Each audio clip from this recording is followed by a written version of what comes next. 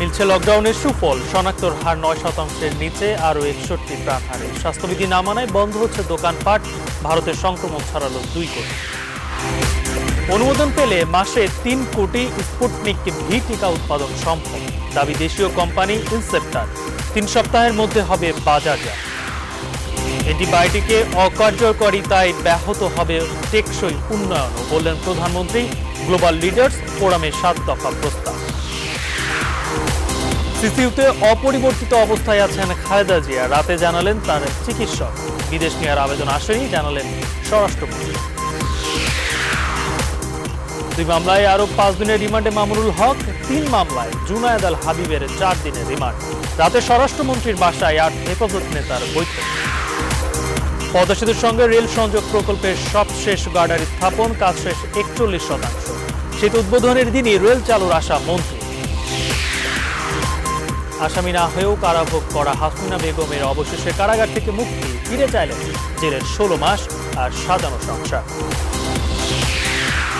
এবং অবশেষে আইপিএল বন্ধ করলো ভারত। টেস্ট খেলে শ্রীলঙ্কা থেকে দেশে ফিরল মমিনুল্লাহ। পেশাদার লিগে ২-০ গোলে পুলিশকে হারল বসুন্ধরা কিংস।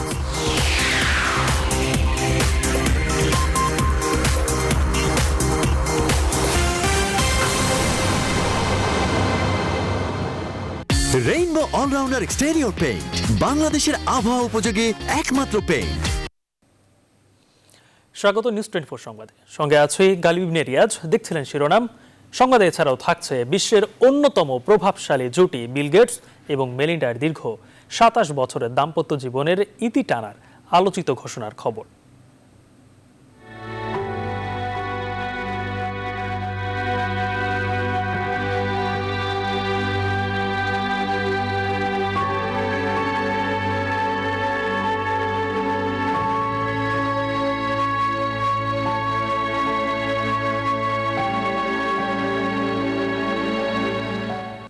দেখার আমন্ত্রণ রইল।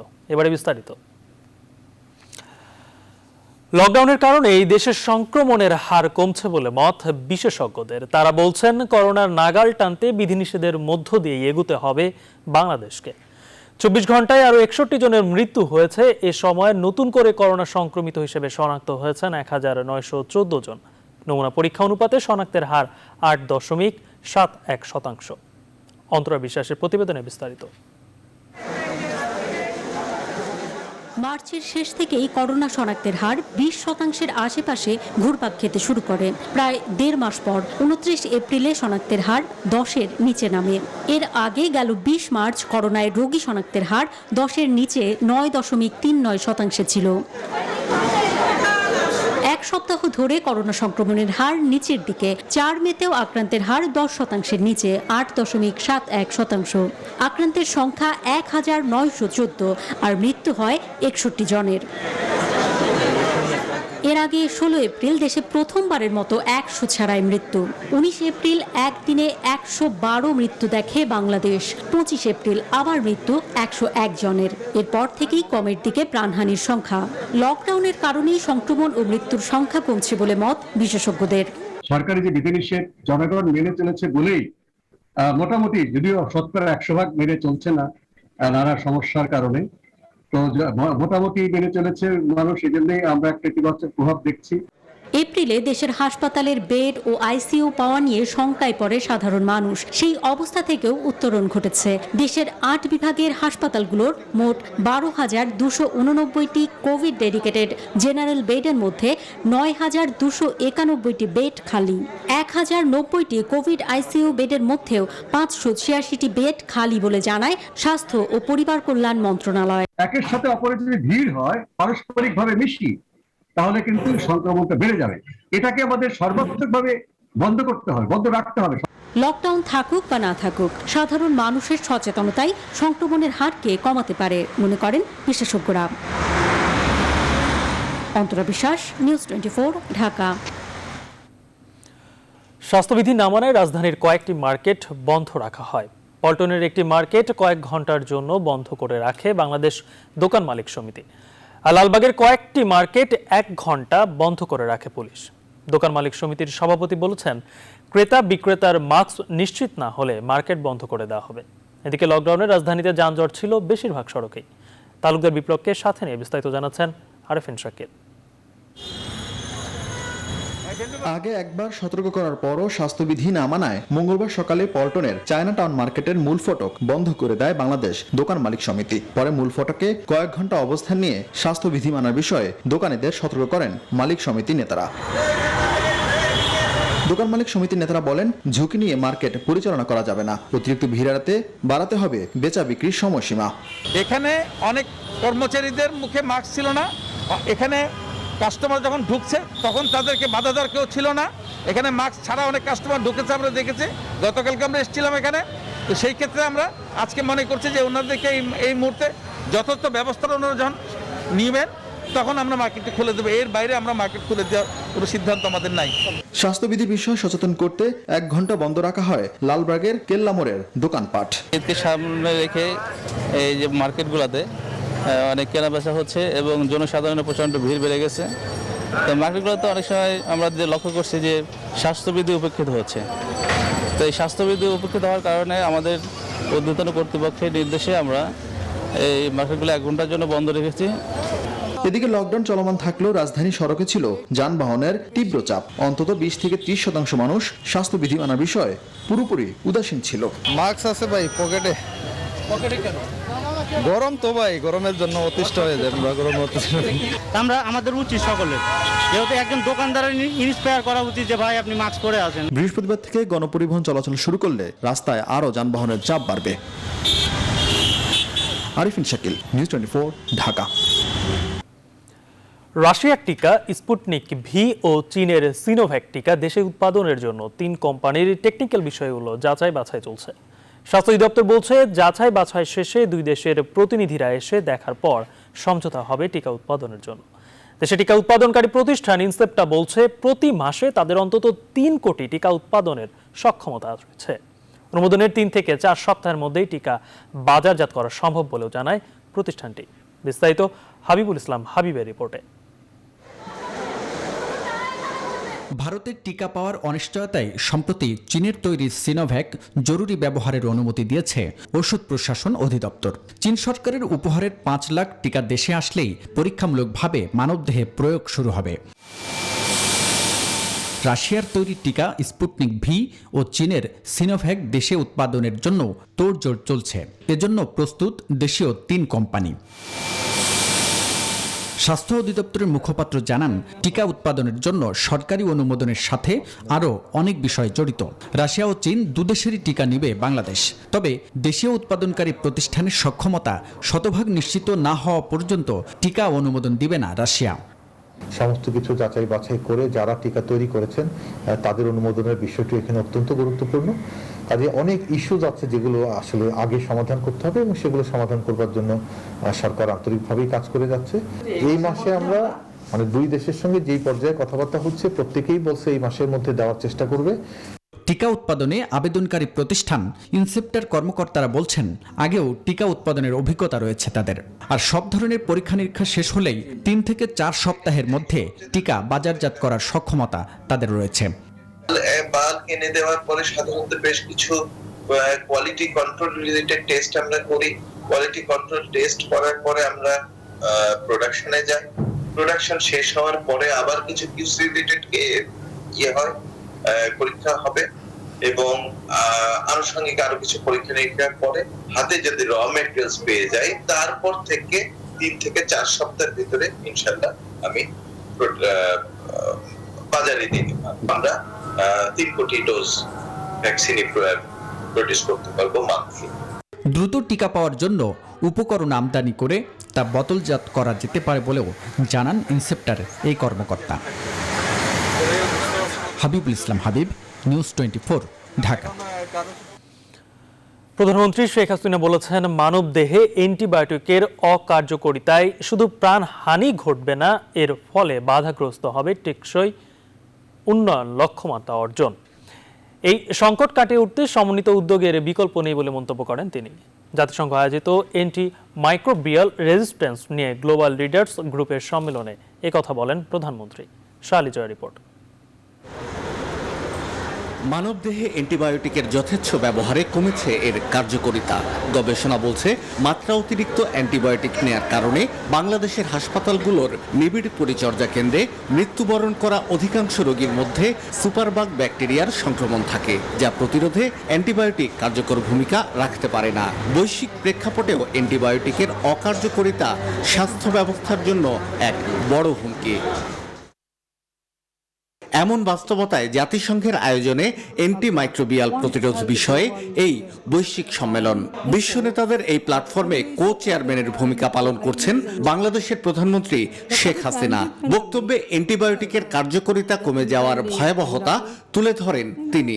The COVID-19 pandemic is the defining public health crisis of our time. However, the impending pandemic in the form of antimicrobial resistance will cause even more harm to the global health. It will not only endanger human but also threaten food security and progress towards the attainment of SDGs. Sheikh Hasina বলেন, সংকট কাটিয়ে উঠতে প্রয়োজন জাতিসংঘভুক্ত দেশগুলোর মধ্যে প্রযুক্তি জ্ঞান এবং অভিজ্ঞতা বিনিময়। Antimicrobial resistance can affect anyone regardless of geographical location and socio-economic condition. That is possible through implementation of Global Action Plan 2015 on AMR and 2016 UN Political Declaration on AMR. জাতিসংঘ ঘোষিত কর্মপরিকল্পনা বাস্তবায়ন ত্বরান্বিত করতে 7 দফা সুপারিশও তুলে ধরেন প্রধানমন্ত্রী Sheikh Hasina. Public private partnership for Shah Ali Joy, news 24, Dhaka. সরকারি প্রতিষ্ঠানগুলোকে নিজস্ব খরচে চলার আহ্বান জানিয়েছেন প্রধানমন্ত্রী শেখ হাসিনা। তিনি বলেন, যারা নিজেরা ব্যবসা করে তাদেরকে ভর্তুকি দেওয়া বন্ধ করা হবে। জাতীয় অর্থনৈতিক পরিষদের নির্বাহী কমিটি একনেক বৈঠকে প্রধানমন্ত্রী এমন কথা বলেন। সভা শেষে অনলাইন সংবাদ সম্মেলনে জানিয়েছেন পরিকল্পনা মন্ত্রী এম এ মান্নান। এ সময় মন্ত্রী জানান, মোট 11,901 কোটি টাকা ব্যয়ে 10টি প্রকল্পের চূড়ান্ত অনুমোদন দিয়েছে একনেক। করোনার কারণে প্রায় 2 মাস পর অনুষ্ঠিত হয় একনেক বৈঠক। এক প্রশ্নের জবাবে এম এ মান্নান বলেন, ভারতের সাথে টিকা নিয়ে বৈধ চুক্তি আছে, তবে সেই দেশের পরিস্থিতি জটিল হওয়ায় অন্য দেশ থেকে আমদানির চিন্তা করছে সরকার। বিএনপি চেয়ারপারসন বেগম খালেদা জিয়ার অবস্থা স্থিতিশীল রয়েছে বলে জানিয়েছে তার দল। তার চিকিৎসক দলের ডাক্তার এজেড জাহিদ হোসেন বলেছেন, বেগম জিয়ার সর্বশেষ পরীক্ষা নিরীক্ষাগুলো ইতিমধ্যেই পর্যালোচনা করেছেন 10 সদস্যের মেডিকেল বোর্ড। তাকে পর্যবেক্ষণে রেখেছেন এবং কয়েকটি নতুন ট্রিটমেন্ট দিয়েছেন। এই পরিস্থিতিতে স্বরাষ্ট্রমন্ত্রী জানিয়েছেন, উন্নত চিকিৎসা নিতে বিদেশে যেতে পারবেন কিনা এই সিদ্ধান্ত আদালতের হাতে। বিস্তারিত তৌহিদ শান্তরুর প্রতিবেদনে। করোনা আক্রান্ত বিএনপি চেয়ারপারসন খালেদা জিয়া এই মুহূর্তে রাজধানীর এভার কেয়ার হাসপাতালের সিসিইউতে চিকিৎসাধীন। শ্বাসকষ্ট রয়েছে, তাকে অক্সিজেন দেয়া হচ্ছে, কিন্তু তার শারীরিক অবস্থা স্থিতিশীল। মঙ্গলবার দুপুরে এসব তথ্য দেন বিএনপি মহাসচিব। গতকাল তার একটু শ্বাসকষ্ট হওয়ায় তাকে সিসিইউতে নেওয়া হয়েছিল, তিনি এখনো সিসিইউতে আছেন এবং অক্সিজেন তাকে দেওয়া হচ্ছে এবং এখন তিনি স্থিতিশীল আছেন। কিন্তু খালেদা জিয়ার চিকিৎসায় নিয়োজিত 10 সদস্যের মেডিকেল বোর্ড মঙ্গলবার দুপুরেই তার স্বাস্থ্যের সর্বশেষ পরীক্ষার রিপোর্ট নিয়ে জরুরি বৈঠকে বসেন। রিপোর্ট পর্যালোচনার পরে রাতে মেডিকেল বোর্ডের পক্ষে জানানো হয়, বেগম জিয়ার পরিস্থিতি অপরিবর্তিত আছে। যে সকল পরীক্ষা গতকালকে করানো হয়েছিল এবং আজকে সকালেও করানো হয়েছে, সেগুলো রিভিউ করেছেন। সেগুলোর ওনাকে পরীক্ষা নিরীক্ষা করে ওনার প্রোগ্রেস ওনারা দেখেছেন। সেই অনুযায়ী কিছু পরিমাণ তার ট্রিটমেন্ট, কিছু অ্যাডজাস্টমেন্ট করেছেন এবং সেই অনুযায়ী ওনার চিকিৎসা চলছে। বিএনপি নেত্রী সিসিইউতে ভর্তি এই সংবাদ প্রচারের পর থেকেই দলের নেতাকর্মী, সমর্থক, শুভাকাঙ্ক্ষীদের মধ্যে উদ্বেগ আর উৎকণ্ঠা। বিভিন্ন মহল থেকে পরামর্শ আসে, উন্নত চিকিৎসার জন্য সাবেক প্রধানমন্ত্রী খালেদা জিয়াকে দেশের বাইরে নেওয়া যেতে পারে। মঙ্গলবার রাজধানীতে এক অনুষ্ঠানে বিষয়টি নিয়ে স্বরাষ্ট্রমন্ত্রীর দৃষ্টি আকর্ষণ করা হলে তিনি জানান, এই সিদ্ধান্ত নেয়ার এখতিয়ার আদালতের, সরকারের নয়। তার তরফ থেকে কোনো ধরনের, যেই আপনারা যেটা বললেন, কোনো ধরনের আবেদন, কোনো ধরনের নিবেদন আমাদের কাছে আসে, যেই ধারায় তাকে শাস্তি স্থগিত রেখে চিকিৎসা সেবা দিয়েছেন, এখন আরো কিছু পেতে হলে তাকে কোর্টের মাধ্যমে আসতে হবে। গেল বছরের 25শে মার্চ থেকে খালেদা জিয়া তার গুলশানের বাসায় থাকছেন, আর গেল 11ই এপ্রিল তার করোনা শনাক্ত হয়। তৌহিদ শান্ত, নিউজ 24, ঢাকা। পল্টন থানার 2 মামলায় আবারও 5 দিনের রিমান্ডে মামুনুল হক। 18 এপ্রিল গ্রেপ্তারের পর আবারও আদালতে তোলা হলে 5 দিনের রিমান্ড মঞ্জুর করেন আদালত। এ নিয়ে তৃতীয় দফায় রিমান্ডে নেওয়া হলো মামুনুলকে। এদিন হেফাজতের আরেক নেতা জুনায়েদ আল হাবিবিকে 4 দিনের রিমান্ডে দেওয়া হয়। এদিকে সার্বিক পরিস্থিতি নিয়ে স্বরাষ্ট্রমন্ত্রীর বাসায় রাতে বৈঠক করেছেন হেফাজত ইসলামের 8 নেতা। বিস্তারিত মাসুদ আল্লাহ বনির প্রতিবেদনে। গেল 26 মার্চ রাজধানীর বাইতুল মোকাররম মসজিদে সংঘর্ষ ও সহিংসতার ঘটনায় পল্টন থানার 2 মামলায় হেফাজতে ইসলামের তৎকালীন যুগ্ম মহাসচিব মামুনুল হককে এর আগে 2 দফায় রিমান্ডে নেওয়া হয়। তৃতীয় দফায় রিমান্ডে নিতে মঙ্গলবার দুপুরের দিকে মামুনুলকে নেওয়া হয় আদালতে। পল্টন থানার 2 মামলার একটিতে 10 দিনের রিমান্ড চাইলে 3 দিন, আরেক মামলায় 7 দিনের আবেদন করলে 2 দিনের রিমান্ড মঞ্জুর করেন মুখ্য মহানগর হাকিম সত্যব্রত শিকদার। মামুনুল ছাড়াও আদালতে হাজির করা হয় জুনায়েদ আল হাবিবিকে।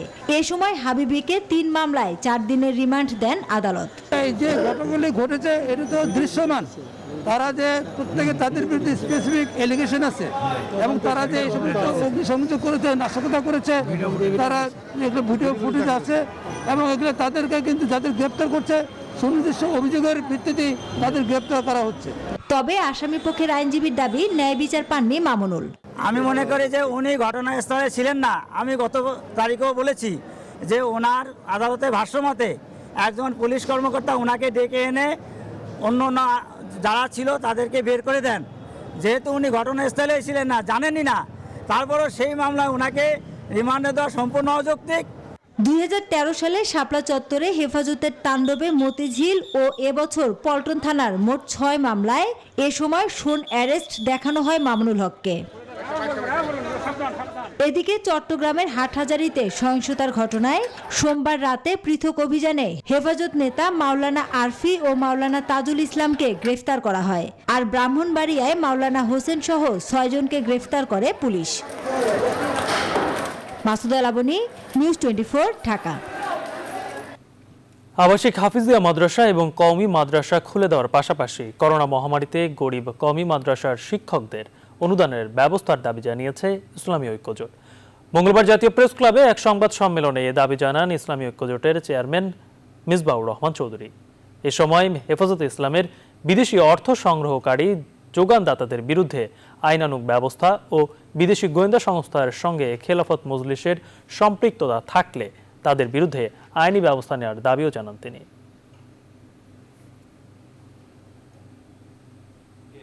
হেফাজতে ইসলামের নৈতিক পদস্খলন, সহিংস কর্মকাণ্ডে যুক্ত থাকা, দেশব্যাপী উস্কানিমূলক বক্তব্য রাখা, উগ্রবাদ প্রতিষ্ঠা করার প্রচেষ্টার মাধ্যমে রাষ্ট্রের স্থিতিশীলতা এবং মহান ইসলামের ভাবমূর্তি বিনষ্ট করার কারণে এই সংগঠনটির বর্তমান কমিটি পুনর্বিলুপ্ত করতে হবে। এদিকে হেফাজতের সদ্য সাবেক কমিটির মহাসচিব নুরুল ইসলাম জিহাদির নেতৃত্বে সংগঠনটির একটি প্রতিনিধি দল স্বরাষ্ট্রমন্ত্রী আসাদুজ্জামান খান কামালের সঙ্গে সাক্ষাৎ করেছে। মঙ্গলবার রাতে স্বরাষ্ট্রমন্ত্রীর বাসায় অনুষ্ঠিত ওই বৈঠকে হেফাজতের 8 সদস্য যোগ দেন। মঙ্গলবার রাত 9:20 মন্ত্রীর ধানমন্ডির বাসভবনে প্রবেশ করেন নুরুল ইসলাম জিহাদি সহ হেফাজতের নেতৃবৃন্দ। বৈঠক শেষে দলটির নেতারা জানান, গ্রেপ্তার হওয়া নেতাদের মুক্তি, কওমি মাদ্রাসা খুলে দেওয়া, গ্রেপ্তারে হয়রানি না করার জন্য স্বরাষ্ট্রমন্ত্রীর কাছে 4টি দাবি জানিয়েছে হেফাজত ইসলাম।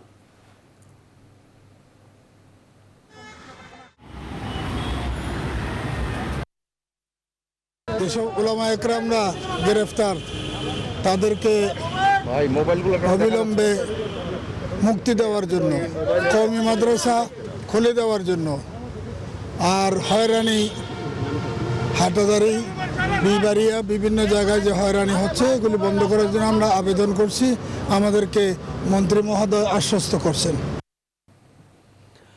পদ্মা সেতু রেল সংযোগ প্রকল্পের কাজ শেষ হয়েছে 41 ভাগ। রেলমন্ত্রী নুরুল ইসলাম সুজন আবারও জানিয়েছেন, পদ্মা সেতু উদ্বোধনের দিনই অন্যান্য যানবাহনের সঙ্গে চলবে রেল। সেই লক্ষ্যে করোনার মধ্যেও কাজের গতি ধরে রেখেছে প্রকল্প সংশ্লিষ্টরা। তবে সরাসরি ঢাকা থেকে পদ্মা সেতু হয়ে রেল যোগাযোগের বিষয়ে কোনো কথা বলেননি রেলমন্ত্রী। প্রকল্প এলাকা থেকে বিস্তারিত জানাচ্ছেন প্লাবন রহমান। পদ্মা সেতুর উপর দিয়ে সড়ক পথে চলবে অন্যান্য যানবাহন আর নিচের অংশ দিয়ে চলবে রেল। 6.15 কিলোমিটার পদ্মা সেতুর দুপাশেই তাই এগুচ্ছে রেলপথ সংযোগের কাজ। প্রকল্পের কনস্ট্রাকশন ইয়ার্ডে দিনরাত চলছে নির্মাণযজ্ঞ। দক্ষ শ্রমিকদের হাতের ছোঁয়ায় প্রকল্পের বিশাল অংশ এখন দৃশ্যমান। এরই মধ্যে শেষ হয়েছে সংযোগের ভায়াডাক্ট 2 এর সেগমেন্টাল গার্ডার বসানো। মঙ্গলবার সকালে মাওয়া প্রান্তে পদ্মা সেতু রেল সংযোগ প্রকল্প পরিদর্শনে যান রেলমন্ত্রী নুরুল ইসলাম সুজন। ভায়াডাক্টের উপর ঘুরে দেখেন প্রকল্পের অগ্রগতি, জানান এর মধ্যে শেষ হয়েছে রেল সংযোগ প্রকল্পের 41 ভাগ কাজ। 22 সালের জুন মাসের মধ্যেই এটি জনগণের এবং সাধারণভাবে চলাচলের জন্য এটা উন্মুক্ত করা হবে। ভাঙ্গা পর্যন্ত যেহেতু ফরিদপুরের দিক থেকে আমাদের রেল লাইন সংযুক্ত আছে, আমরা আশা করছি যে নির্ধারিত সময়ের মধ্যেই আমরা যেদিন সড়কপথ উন্মুক্ত করা হবে সেদিনে আমরা রেল, সেদিনে আমরা এই সেতুকে অতিক্রম করে আমরা ভাঙ্গা থেকে মাওয়া পর্যন্ত আমরা পরিচালনা করতে পারি। ঢাকা থেকে পদ্মা সেতু পার হয়ে যশোর পর্যন্ত 172 কিলোমিটার রেলপথ নির্মাণে ব্যয় হচ্ছে 39,239 কোটি টাকা। রেলমন্ত্রী বলেন, পদ্মা সেতু চালুর দিনই মাওয়া থেকে সেতুর ওপর দিয়ে দক্ষিণ পশ্চিমাঞ্চলের রেল নেটওয়ার্কে যুক্ত হবে ট্রেন। সে লক্ষ্যেই ভাঙ্গা রেল স্টেশনকে গড়ে তোলা হচ্ছে আধুনিকভাবে। ভাঙ্গা যে স্টেশনটি, এটি জাংশন স্টেশন, কারণ ভাঙ্গা থেকে ভবিষ্যতে আমরা পায়রা বন্দরের সঙ্গে সংযুক্ত হব। কারণ এই স্টেশনটাকে আমরা আইকনিক স্টেশন হিসাবে এটাকে আমরা তৈরি করতে পারি, সেই পরিকল্পনা নিয়ে আমরা এগিয়ে যাচ্ছি। করোনা পরিস্থিতির মধ্যেও কাজের গতি ধরে রাখায় প্রকল্প সংশ্লিষ্টদের ধন্যবাদ জানান রেলমন্ত্রী। পদ্মা সেতুর সঙ্গে সঙ্গে সমান্তরালে এগিয়ে চলছে পদ্মা সেতু রেল সংযোগ প্রকল্পের কাজও। করোনা পরিস্থিতির মধ্যেই শতভাগ স্বাস্থ্যবিধি মেনে চলছে কাজ, চলছে ভ্যাকসিন দেওয়ার প্রক্রিয়াও। কর্তব্যক্তিরা আশা করছেন পদ্মা সেতু যেদিন চালু হবে সেদিনই রেলও চলবে এই সেতু দিয়ে। প্লাবন রহমান, নিউজ 24, মাওয়া, মুন্সিগঞ্জ। আসামি না হয়েও 16 মাস কারাভোগ করা টেকনাফের হাসিনা বেগম অবশেষে মুক্ত হয়েছেন। মঙ্গলবার বিকেলে তাকে চট্টগ্রাম কারাগার থেকে মুক্তি দেওয়া হয়। এ সময় অশ্রু ধরে রাখতে পারেননি তিনি। তার বড় ছেলে কারা ফটক থেকে বাড়ি নিয়ে যায় মাকে। তবে জীবনের হারিয়ে যাওয়া সময়গুলো ফেরত চেয়েছেন তিনি। নয়ন বড়ুয়া জয়ের প্রতিবেদন। হাসিনা বেগম এখন মুক্ত। অন্যের সাজা কেটে সংসার হারিয়ে আজ তিনি অসহায় এক নারী। এর জন্য দায় কার? এই প্রশ্ন হাসিনা ও স্বজনদের। বিনা দোষে কারাভোগ করা এই নারী তার 16টি মাস ফেরত চেয়েছেন রাষ্ট্রের কাছে। মঙ্গলবার বিকেলে চট্টগ্রাম কারাগার থেকে মুক্তির পর সারাক্ষণই খেতেছেন হাসিনা। তাকে নিতে আসা বড় ছেলে শামীম নেওয়াজও এই সময় আবেগাপ্লুত হয়ে পড়েন। আমার অনেক ভালো লাগেছে, কিন্তু আমার ছেলে মেয়েরা কি হবে? আমি যে 17 মাস কেন জেল কেটেছি, বিনা দোষে কেন আমি জেলখানায় ছিলাম, এই দিনগুলো সরকার কখনো আমাকে ফেরত দিতে পারবে না। হাসিনার কারাভোগের জন্য যারা দায়ী তাদের বিচার দাবি করেছেন আইনজীবী। এই যে এত দীর্ঘ সময় ধরে তার সমস্যা হয়েছে, সেটার জন্য আমরা ক্ষতিপূরণ দাবি করে একটা আশা করতেছি কোর্টে জানাবো। প্রয়োজনে উচ্চ আদালতে আমরা এটা নিয়ে যাব এবং যারা এই ঘটনার জন্য দায়ী, যে পুলিশ সদস্যরা এবং কারা কর্তৃপক্ষ যারা এটার সাথে দায়ী আছে, আমরা নির্দেশনা চাইবো যেন এটা নিয়ে তাদের ব্যাপারে উপযুক্ত আইনে যেন শাস্তিমূলক ব্যবস্থা গ্রহণ করা হয়। চট্টগ্রামে এই ধরনের ঘটনা আরো আছে। সুশীল সমাজের প্রতিনিধিরা একে ক্ষমতা অপব্যবহার বলে আখ্যা দিচ্ছেন। আমরা এক্ষেত্রে প্রত্যাশা করব মহামান্য হাইকোর্ট সোমোটো রুল ইস্যু করে এই যে যারা অপরাধী, যাদের নাগরিকদের প্রতি কোনো সম্মান, শ্রদ্ধাবোধ, ভালোবাসা নাই, তাদেরকে আইনের আওতায় এনে তাদেরকে অর্থদণ্ড এবং কারাদণ্ডের নির্দেশ দেওয়া, ভবিষ্যতে এই ঘটনার যেন পুনরাবৃত্তি না ঘটে। হাসিনা বেগম যখন গ্রেপ্তার হন তখন টেকনাফ থানার ওসি ছিলেন অবসরপ্রাপ্ত মেজর সিনহা হত্যা মামলার আলোচিত প্রদীপ কুমার দাস। মূল আসামি হাসিনা আক্তার পলাতক থাকায় 2019 সালের ডিসেম্বরে হাসিনা বেগমকে গ্রেপ্তার করে টেকনাফ পুলিশ। নয়ন বড়ুয়া জয়, নিউজ 24, চট্টগ্রাম। জাতীয় পার্টির চেয়ারম্যান জিএম কাদের বলেছেন, দেশের স্বাস্থ্যসেবা উন্নত করতে মেগা প্রকল্প বাস্তবায়ন করতে হবে। উপজেলা সহ প্রতিটি সরকারি হাসপাতালে সব ধরনের পরীক্ষা নিরীক্ষার ব্যবস্থা করতে হবে। এক ভিডিও বার্তায় তিনি এসব কথা বলেন। বাজেটে স্বাস্থ্য খাতে মেগা প্রকল্প বাস্তবায়নের রূপরেখা ও অর্থায়ন দেখতে চায় সাধারণ মানুষ। মানুষের জীবন বাঁচাতে দেশের প্রতিটি জেলায় সরকারি হাসপাতালে আইসিইউ সুবিধা নিশ্চিত করতে হবে। উপজেলা সহ প্রতিটি সরকারি হাসপাতালে সকল ধরনের পরীক্ষা নিরীক্ষার ব্যবস্থা করতে হবে। সকল হাসপাতালে পর্যাপ্ত বেডের ব্যবস্থা থাকতে হবে। বিনামূল্যে ঔষধ সরবরাহ থাকতে হবে মানুষের জন্য। প্রয়োজনীয় সংখ্যক ডাক্তার, নার্স ও টেকনোলজিস্ট নিয়োগ দিতে হবে। অতিরিক্ত ভাড়া হলেও খুব কম সময়ে নদী পারাপারের কারণেই স্পিডবোটের জনপ্রিয়তা পদ্মার দুই পাড়ে। তবে জনপ্রিয় এই বাহন একই সাথে ঢুকে পড়ে সিন্ডিকেটের মধ্যে, আর যাত্রীরা হন অসহায়। ফলে সব নিয়ম তুচ্ছ করে বেশি লাভের আশায় প্রায় সব সময় অতিরিক্ত যাত্রী তোলা হয়, যা অনেক সময় বড় দুর্ঘটনাই বয়ে আনে। বিলাল রিজভির তথ্য ছবিতে ডেস্ক রিপোর্ট। এটি মাদারীপুরের বাংলা বাজার ঘাট। দ্রুত নদী পার হতে যাত্রীদের চাহিদার 1 নম্বরে স্পিডবোট। লঞ্চের চেয়ে অতিরিক্ত ভাড়া দিয়েই এই বাহনে চড়েন তারা। ধারণ ক্ষমতা 12 জনের হলেও একটি বোটে 15 থেকে 25 জন যাত্রী তোলা হয়। অতিরিক্ত যাত্রী আর অতি দ্রুতগামী হওয়ায় এসব বাহনের ভারসাম্য রক্ষাই অনেক সময় কঠিন হয়ে পড়ে। যাত্রীরা বলছেন, স্পিডবোটের চালকদের সিন্ডিকেটের কাছে অসহায় তারা। লাইফ জ্যাকেটের বাধ্যবাধকতা থাকলেও তা মানা হয় না। কারণের মধ্যে স্পিডবোটগুলো চলছে অতিরিক্ত যাত্রী নিতে, যার কারণে দুর্ঘটনাগুলো ঘটতেছে। সিন্ডিকেট অসাধু লোক মিলা স্পিডবোট চালু রাখছে, এর সাথে প্রশাসনিক লোকও জড়িত আছে। বিভিন্ন দুর্ঘটনা হচ্ছে বিভিন্ন অনিয়মের কারণে, দুর্নীতির কারণে। কাজে সরকারের উচিত এখানে সঠিক নজরদারি করা। এসবের নজরদারি করারও লোক নেই। নৌ পুলিশ বলছে, লোকবল সংকটের পাশাপাশি তাদের নৌযানেরও অভাব রয়েছে। লকডাউনের পরে আমরা মোটামুটি আমাদের স্বল্প জনবল, তারপরে আমাদের কিছু লজিস্টিক সাপোর্টের একেবারে সীমাবদ্ধতা। আমাদের জানেন যে আমাদের যেমন জলযান নেই, তারপরে আমরা আপ্রাণ আমাদের পক্ষ থেকে অবস্থান থেকে আপ্রাণ চেষ্টা করে যাচ্ছি। সোমবার পালকহেডে স্পিডবোটের ধাক্কায় 26 জন নিহতের ঘটনায় মামলা হয় মঙ্গলবার। মাদারীপুরের জেলা প্রশাসক সঠিক বিচারের পাশাপাশি স্পিডবোট বন্ধেরও আশ্বাস দিয়েছেন। আমি আশা করি যে আমাদের তদন্ত কমিটি একটা সুন্দর একটি সুপারিশমালা তৈরি করবে, যে ঘাটের ব্যবস্থাপনা কার কি দায়িত্ব ছিল সেই বিষয়গুলো হয়তো উঠে আসবে, এবং তারা একটা সুপারিশমালা আমাদেরকে দিবে, যেটা আমরা পরবর্তী সময়ে ব্যবস্থা গ্রহণ করব। স্বাধীনতা পরবর্তী সময় থেকে এ পর্যন্ত নৌ দুর্ঘটনায় 5 শতাধিক মামলা হওয়ার তথ্য রয়েছে। এগুলোর বেশিরভাগেরই বিচার হয়নি। Desk report, news 24। এবারে সারার সৌজন্যে ঈদ বাজারের খবর।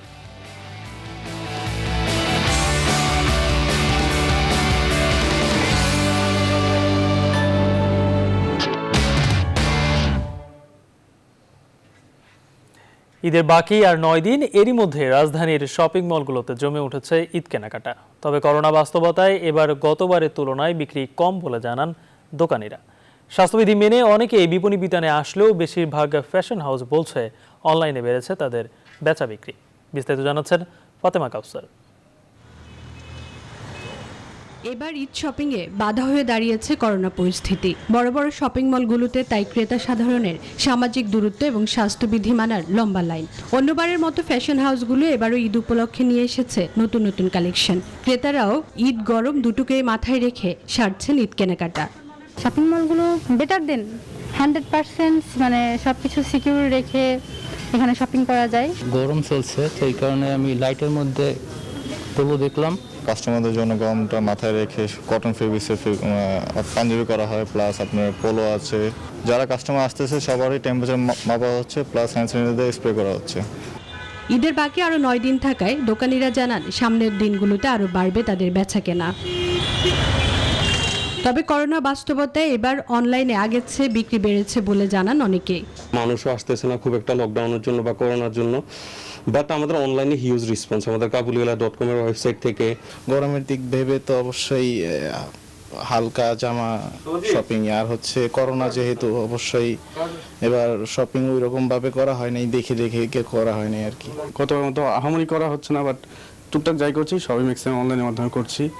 সামনের দিনগুলোতে বেচা বিক্রি আরও বাড়বে এমন প্রত্যাশা সবার। ফাতেমা কাউসার, নিউজ 24, ঢাকা।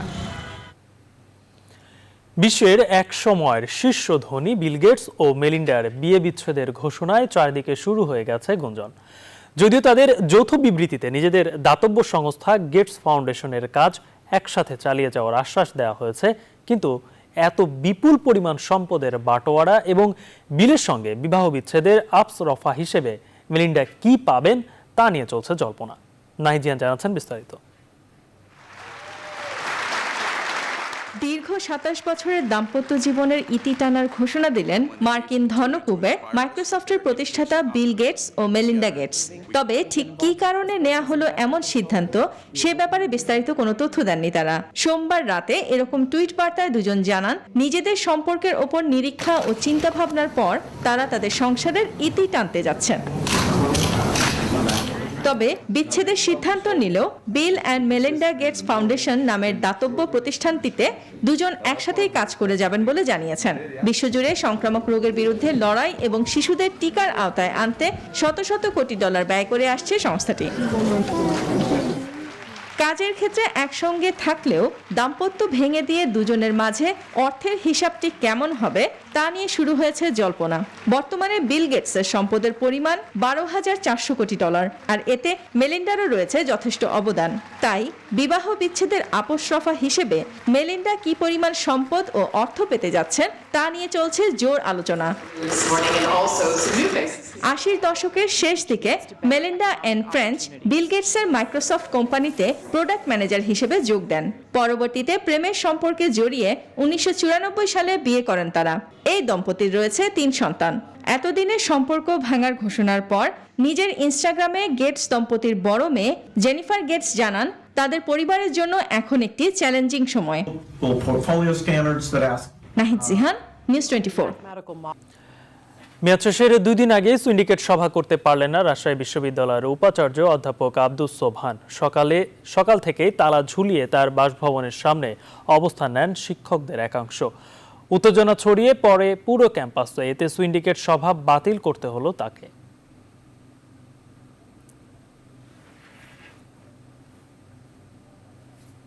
এবার ফার্স্ট সিকিউরিটি ইসলামী ব্যাংক অর্থ বাণিজ্যের সংবাদ।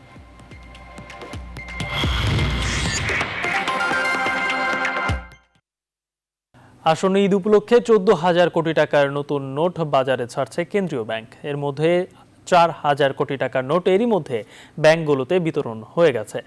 আরও 10,000 কোটি টাকার নোট কেন্দ্রীয় ব্যাংকে রয়েছে। ব্যাংকগুলো তাদের চাহিদা অনুযায়ী কেন্দ্রীয় ব্যাংকের কাছ থেকে নতুন নোট সংগ্রহ করতে পারবে বলে জানিয়েছেন কেন্দ্রীয় ব্যাংকের মুখপাত্র। এবছর করোনায় বিধিনিষেধের কারণে আগের মতো জনসাধারণের কাছে নতুন নোট বিতরণ করবে না কেন্দ্রীয় ব্যাংক। তবে বাণিজ্যিক ব্যাংকগুলোতে গ্রাহকরা লেনদেনের সময় নতুন নোট নিতে পারবেন।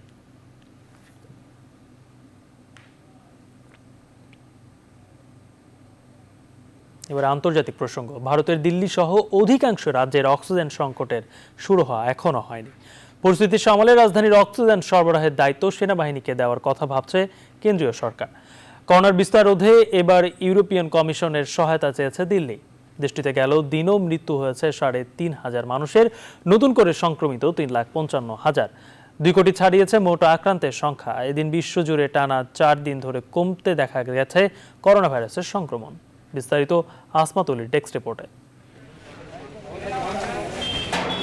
ভারতে করোনা সুনামিতে দৈনিক কয়েক হাজার মানুষ প্রাণ হারাচ্ছে। প্রতিদিনই জ্বলছে চিতা। গেল দিনে ভাইরাসটিতে প্রাণ গেছে 3,500 রোগীর। মোট সংক্রমণের সংখ্যা ছাড়িয়েছে 2 কোটি। দিল্লি সহ কোভিড হাসপাতালগুলো থেকে আসছে সেই একই বার্তা, জরুরি ভিত্তিতে অক্সিজেন চাই। জানানো হচ্ছে রোগীরা প্রচন্ড ঝুঁকিতে রয়েছে। 2 সপ্তাহেরও বেশি সময় ধরে চলছে এই সংকট। এখনো উন্নতির কোনো লক্ষণ নেই। অক্সিজেনের অভাবে মৃত্যুর অভিযোগ সবচেয়ে বেশি। বারবার দিল্লির মুখ্যমন্ত্রী অরবিন্দ কেজরিওয়াল অভিযোগ করছেন, কেন্দ্রীয় সরকারের কাছ থেকে রাজধানী পর্যাপ্ত অক্সিজেন পাচ্ছে না। এই পরিস্থিতিতে দিল্লির অক্সিজেন সরবরাহের দায়িত্ব সেনাবাহিনীকে দেওয়ার চিন্তা করছে মোদী সরকার। প্রতিরক্ষা মন্ত্রী রাজনাথ সিং এবং 3 বাহিনীর প্রধান বিপিন রাওয়াত বিষয়টি গুরুত্ব সহকারে খতিয়ে দেখছেন বলে জানা গেছে। সংক্রমণের লাগাম টানতে কেন্দ্র ও রাজ্যগুলিকে লকডাউন জারির পরামর্শ দিয়েছে সুপ্রিম কোর্ট। ভারতের ভয়াবহ পরিস্থিতি নিয়ে ইউরোপিয়ান কমিশনের প্রেসিডেন্ট উর্সালা ভন ডার লেয়েনের সঙ্গে ফোনালাপ করেছেন প্রধানমন্ত্রী নরেন্দ্র মোদী। এই সময় সংস্থাটির সহায়তা চান তিনি। চলমান মহামারীতে বেহাল অবস্থা ব্রাজিলের, স্বস্তিতে নেই যুক্তরাষ্ট্র। সংক্রমণের ঊর্ধ্বগতির জেরে ভারত সহ 7 দেশের সঙ্গে ভ্রমণ নিষেধাজ্ঞা দিয়েছে ইসরায়েল। তবে টিকা গ্রহণকারীদের জন্য খুলছে ইউরোপের দরজা। ভারত বায়োটেকের কোভ্যাক্সিনের টিকা শুধু ব্রাজিল নয়, ভারত ও ব্রিটেনের প্রজাতির বিরুদ্ধে সমান কার্যকরী। Indian council of medical research ICMR এবং ন্যাশনাল ইনস্টিটিউট অব ভাইরোলজির যৌথ গবেষণায় এমন তথ্য পাওয়া গেছে। আসমাতুলি, নিউজ 24। করোনা মহামারীর মধ্যে জরুরি ত্রাণের জন্য বরাদ্দ তহবিলের অর্থ দিয়ে বিশাল এক স্কুইডের মূর্তি বানিয়ে সমালোচনার মুখে পড়েছেন জাপানের নোতো শহরের কর্তৃপক্ষ। বিবিসি জানায় 43 ফুট দৈর্ঘ্যের ওই মূর্তিটি পোর্ট অব নোতোতে বসানো হয়েছে, যেটি তৈরিতে প্রায় 2.5 কোটি ইয়েন, $2,28,000 খরচ হয়েছে। আর এই অর্থের পুরোটাই নেওয়া হয়েছে জরুরি ত্রাণ তহবিল থেকে। এর কারণ ব্যাখ্যায় নতুন কর্তৃপক্ষ স্থানীয় সংবাদ মাধ্যমকে বলেছে, মহামারীর পর পর্যটকদের ফিরিয়ে আনতে দীর্ঘদিনের পরিকল্পনার অংশ হিসেবে এটি বানানো হয়েছে। জাপানের বিভিন্ন অঞ্চলের নোতো শহরে করোনা সংক্রমণে কিছুটা কম, তবে স্থানীয়রা বলছেন দীর্ঘমেয়াদে এই মূর্তি ইতিবাচক প্রভাব ফেললেও কিন্তু ত্রাণের অর্থ চিকিৎসা কর্মী ও হাসপাতালের দীর্ঘমেয়াদে উন্নয়নের মতো জরুরি সহায়তার জন্যই ব্যয় করা উচিত ছিল। তৃতীয়বার পশ্চিমবঙ্গের মুখ্যমন্ত্রী হিসেবে বুধবার শপথ নিতে যাচ্ছেন মমতা বন্দ্যোপাধ্যায়। প্রথম দফায় শুধু তিনি শপথ নেবেন। আগামী রোববার শপথ নেওয়ার কথা রয়েছে তার সম্ভাব্য মন্ত্রিসভার। বুধবার রাজভবনে মমতার শপথ হবে স্থানীয় সময় সকাল 10:45। করোনা পরিস্থিতির কারণে শপথ অনুষ্ঠান অনাড়ম্বর রাখার কথা আগেই জানিয়েছেন তৃণমূল নেত্রী। শপথ অনুষ্ঠানে আমন্ত্রিত অতিথির তালিকাও থাকছে সংক্ষিপ্ত।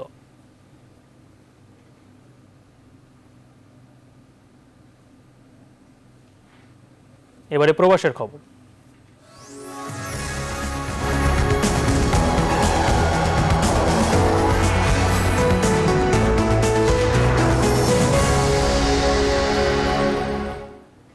বাংলাদেশের মহান স্বাধীনতা যুদ্ধে পাকিস্তান সেনাবাহিনীর নিপীড়ন, হত্যা ও ধর্ষণের জন্য পাকিস্তান সরকারকে বাংলাদেশের কাছে নিঃস্বার্থভাবে ক্ষমা চাওয়ার জন্য জার্মান বাংলা প্রেস ক্লাব জার্মানির ফ্র্যাঙ্কফুর্টে পাকিস্তান হাই কমিশনে এক স্মারকলিপি প্রদান করেছে। করোনা মহামারীর কারণে স্বাস্থ্যবিধি মেনে জার্মান বাংলা ক্লাবের সাথে জার্মানিতে বসবাসরত বিভিন্ন শ্রেণী পেশার প্রবাসীদের পক্ষ থেকে শেখ রাসেল স্মৃতি সংসদ, বন্ধন সাংস্কৃতিক গোষ্ঠী, জার্মান যুবলীগ, বাংলাদেশ শিশু শিক্ষা গবেষণা কেন্দ্র, বঙ্গবন্ধু ফাউন্ডেশন সহ বাংলা মিডিয়ার প্রতিনিধিরা উপস্থিত ছিলেন।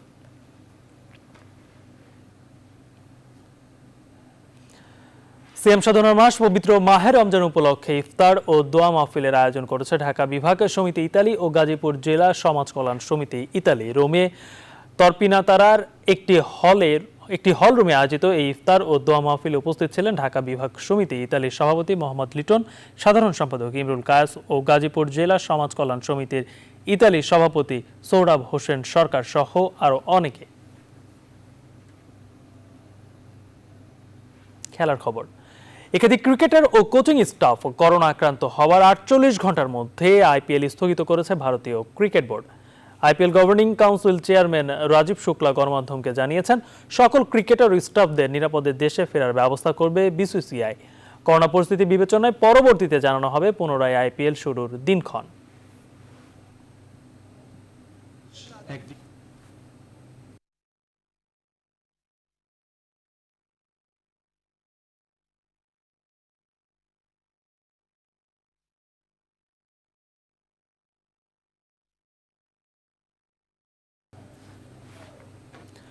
শ্রীলঙ্কার বিপক্ষে টেস্ট সিরিজ শেষে দেশে ফিরেছে জাতীয় ক্রিকেট দল। বাংলাদেশ বিমানের একটি বিশেষ ফ্লাইটে বিকেল 3:20 দেশে ফেরে দল। সব জল্পনার অবসান ঘটিয়ে দলের সঙ্গে বাংলাদেশে ফেরেন কোচ রাসেল ডোমিঙ্গো। ঘরের মাঠে লঙ্কানদের বিপক্ষে ওয়ানডে সিরিজকে সামনে রেখে 7 মে অনুশীলন শুরু করবে জাতীয় দল।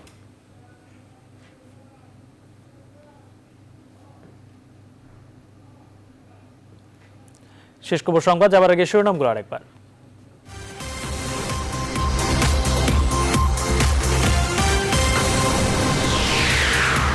মিলছে লকডাউনের সুফল, শনাক্তের হার 9% নিচে, আরও 61 প্রাণহানি। স্বাস্থ্যবিধি না মানায় বন্ধ হচ্ছে দোকানপাট, ভারতের সংক্রমণ ছড়ালো 2 কোটি। অনুমোদন পেল মাসে 3 কোটি স্পুটনিক ভি টিকা উৎপাদন সম্ভব। দাবি দেশীয় কোম্পানি ইনসেপ্টার 3 সপ্তাহের মধ্যে হবে বাজারজাত। অ্যান্টিবায়োটিকে অকার্যকারিতায় ব্যাহত হবে টেকসই উন্নয়নও বললেন প্রধানমন্ত্রী। গ্লোবাল লিডার্স ফোরামের 7 দফা প্রস্তাব। সিসিইউতে অপরিবর্তিত অবস্থায় আছেন খালেদা জিয়া। রাতে জানালেন তার চিকিৎসক। বিদেশ নেওয়ার আবেদন আসেনি, জানালেন স্বরাষ্ট্রমন্ত্রী। 2 মামলায় আরো 5 দিনের রিমান্ডে মামুনুল হক। 3 মামলায় জুনায়েদ আল হাবিবির 4 দিনের রিমান্ড। রাতে স্বরাষ্ট্রমন্ত্রীর বাসায় 8 হেফাজত নেতার বৈঠক। পদ্মা সেতুর সঙ্গে রেল সংযোগ প্রকল্পের সবশেষ গার্ডার স্থাপন, কাজ শেষ 41%। সেতু উদ্বোধনের দিনই রেল চালুর আশা মন্ত্রী। আসামি না হয়েও কারাভোগ করা হাসিনা বেগমের অবশেষে কারাগার থেকে মুক্তি। ফিরে চাইলেন জেলে থাকা 16 মাসের আর সাজানো সংসার। এবং অবশেষে আইপিএল বন্ধ করলো ভারত। টেস্ট খেলে শ্রীলঙ্কা থেকে দেশে ফিরল মুমিনুল্লাহ। পেশাদার লিগে 2-0 গোলে পুলিশকে হারালো বসুন্ধরাকে। এখন এ পর্যন্ত আরো খবর বিশ্লেষণ জানতে ভিজিট করুন www.news24bd.tv। ধন্যবাদ সবাইকে।